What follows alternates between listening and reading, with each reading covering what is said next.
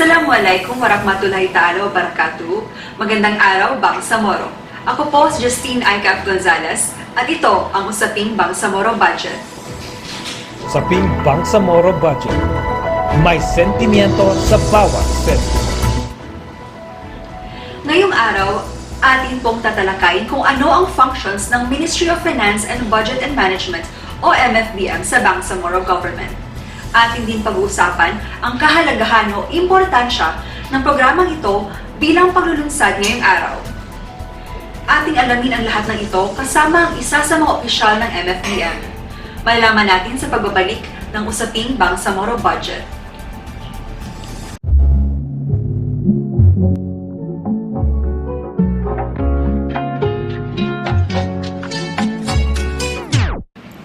Muling nagbabalik ang Usaping Bangsamoro Budget.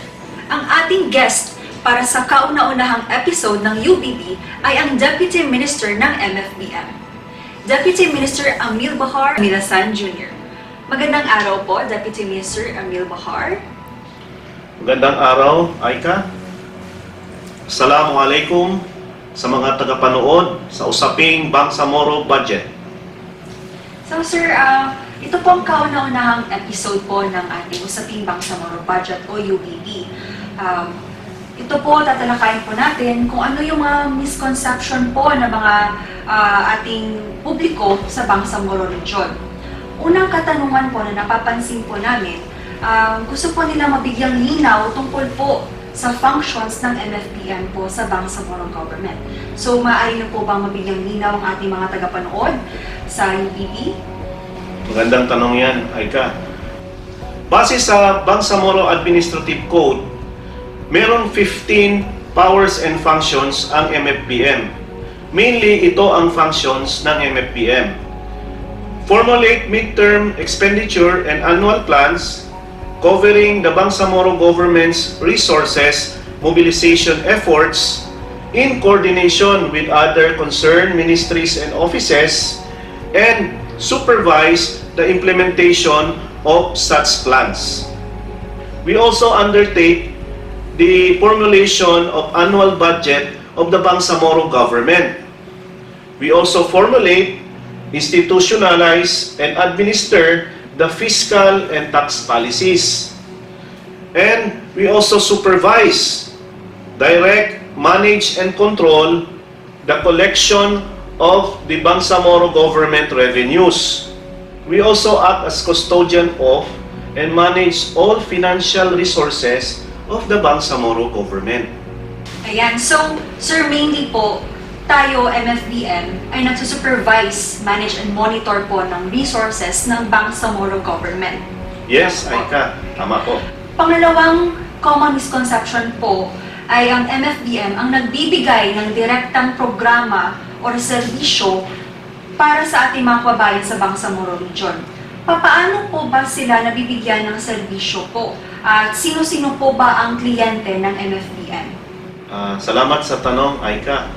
Ang mga kliyente lang ng MFBM ay ang mga ministro, ahensya at opisina ng Bangsamoro government. Kung may mga concerns ang mga kababayan natin sa mga programa ng Bangsamoro government, ay direkta na silang lumapit sa mga namamahala noon. Hindi po tayo implementing agency at hindi po yun mandato ng MFBM. Salamat po. Hopefully po ay nabigyan linaw ang ating mga tagapanood patungkol po dyan pagdating po sa kliyente ng MFBM. Pangatlong tanong po, ano po ba ang kahalagahan nitong Usaping Bangsamoro Budget o UBB? Bakit ho tayo nagkaroon ng ganitong programa? Ang paggawa ng Usaping Bangsamoro Budget ay nakaangkla sa principle ng moral governance, specifically ang transparency.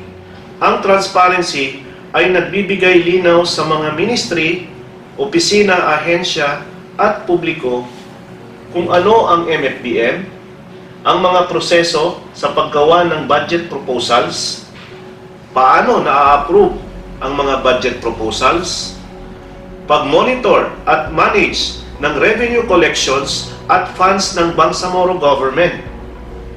napakahalaga po ng transparency sa usaping moral governance since ito po ang adhikain ng Born Government simula pa noong 2019. Salamat po, Deputy Minister Amy Bahar, sa pagbigay linaw patungkol sa functions ng Ministry of Finance and Budget and Management o MFBM. Salamat rin, Aika, sa pagbibigay ng pagkakataon para matugunan ang mga katanungan ng ating mga kapatid na Bangsamoro. Sana po, marami pang kasunod nito. At dito nagtatapos ang unang episode ng Usaping Bangsamoro Budget. Para sa iba pang mahalagang impormasyon, i-like at i-follow lamang ang MFBM official Facebook page o bisitahin ang MFBM official website. Ako po si Justine Aika F. Gonzalez mula sa Budget Information and Training Service Sector ng Ministry of Finance and Budget and Management na pinamumunuan ni Minister Attorney Ubaida C. Pacasem. Muli, magandang araw, Bangsamoro. Wassalam.